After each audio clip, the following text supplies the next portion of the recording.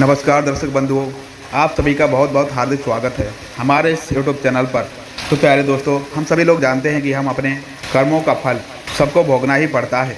अच्छे कर्मों का फल अच्छा प्राप्त होता है और बुरे कर्मों का फल हम लोग बहुत बुरा भोगते हैं। आज के हम इस ज्ञानवर्धक महत्वपूर्ण वीडियो में और प्रश्न में हम लोग जानेंगे कि कौन से कर्म फल दोबारा मनुष्य अपने जीवन में भोगता है।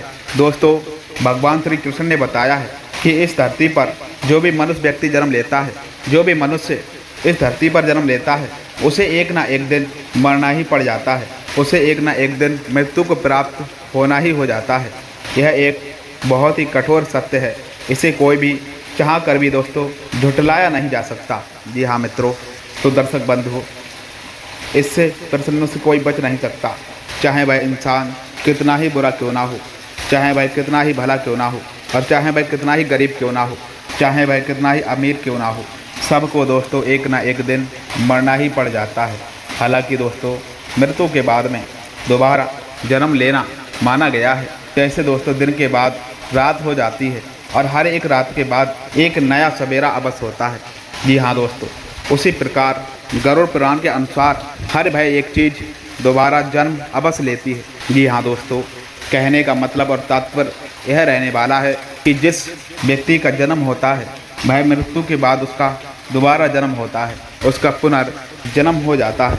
लेकिन दोस्तों, गरुड़ पुराण में यह साफ साफ लिखा हुआ है कि मृत्यु के बाद दोबारा वह जीव को किस भय योनि में जन्म मिलेगा, किस योनि का शरीर मिलेगा, वो उसके पूर्व जन्म के कर्मों के अनुसार ही दोस्तों तय हो जाता है। जिसमें अपने पिछले जन्म में कैसे कर्म किए थे, कितना पाप किया है, कितना अधिक ज़्यादा पुण्य किया है, उसके के अनुसार दोस्तों यह निर्णय होता है कि मृत्यु के बाद जब अगला जन्म मिलेगा तो उसे किस योनि में जन्म लेना होगा। जी हाँ दोस्तों, उसे कैसा वह शरीर मिलेगा, क्या उसको दोबारा मनुष्य का शरीर मिल पाएगा या फिर जानवर का शरीर मिलेगा, कीड़े मकोड़े में जन्म उसका होगा, वो पक्षी बनेगा। यह दोस्तों पूर्व जन्मों में किए हुए कर्मों के अनुसार ही यह तय हो जाता है। लेकिन मेरे प्यारे दर्शक बंधु, यह आप क्या जानते हो कि आखिर ऐसे वे कौन से कर्म होंगे जिनको करने से दोस्तों आप सभी को दोबारा वह मनुष्य का जन्म मिल पाएगा या फिर दोबारा आपको मनुष्य योनि में जन्म लेने का सौभाग्य प्राप्त हो पाएगा।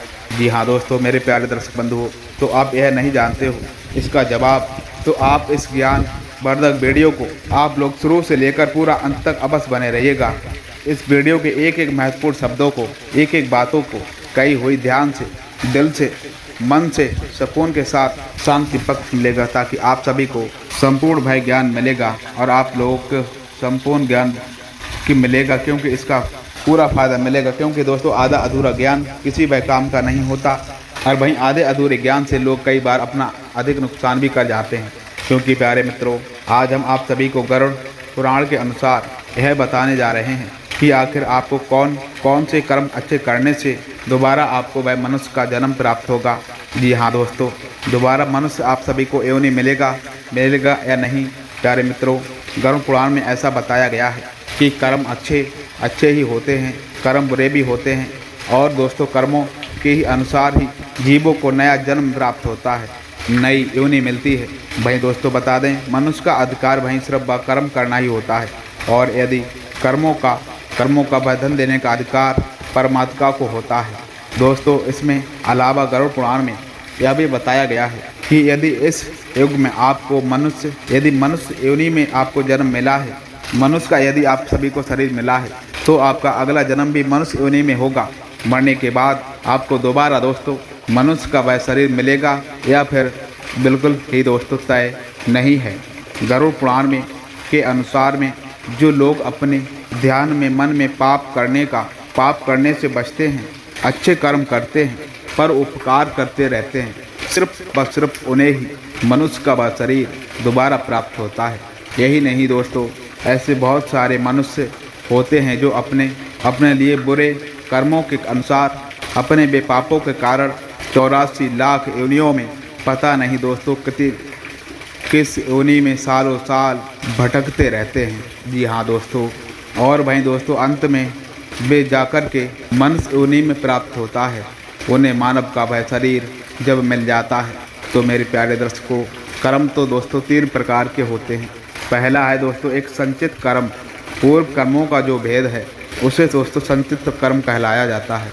उसी संचित कर्मों के दोस्तों आधारों पर आपको जो शरीर मिला है और प्राप्त हुआ है वो नारद कर्म, और वर्तमान में जो आप कर रहे हो वह है त्रिमान कर्म। आपके कर्मों के संचय में से जरा से यदि कर्म लेकर के आपको किसी शरीर के और बाकी जो आपके संचित कर्म हैं वो आपके संस्कार के रूप में पड़े हैं। इन्हीं सभी के कर्मों के अनुसार यह जो संचित और प्रारब्ध कर्म है उनसे ही दोस्तों अगले जन्म का निर्धारित होता है, निर्माण होता है, और वही तय करता है कि आपका दोस्तों अगला जन्म 84 लाख योनियों में किसी भी एक योनि में हो जा सकता है। इसलिए दोस्तों ऐसा कहा गया है कि इसी जन्म में इसी मनुष्य योनि में आपको ईश्वर की भक्ति में लग जाना है। जी हाँ दोस्तों, और ईश्वर के चरणों में अपने आप को समर्पित कर देना चाहिए। जी हाँ दोस्तों, ताकि दोस्तों फिर आपको 84 लाख योनियों में भटकने की कोई भय आवश्यकता ना पड़े। जी हाँ दोस्तों, और कभी भी आप अपनी तरफ से किसी को भी कष्ट व दर्द नहीं देना चाहिए। किसी भी प्राणी को आपको दुख भूल कर भी नहीं देना चाहिए।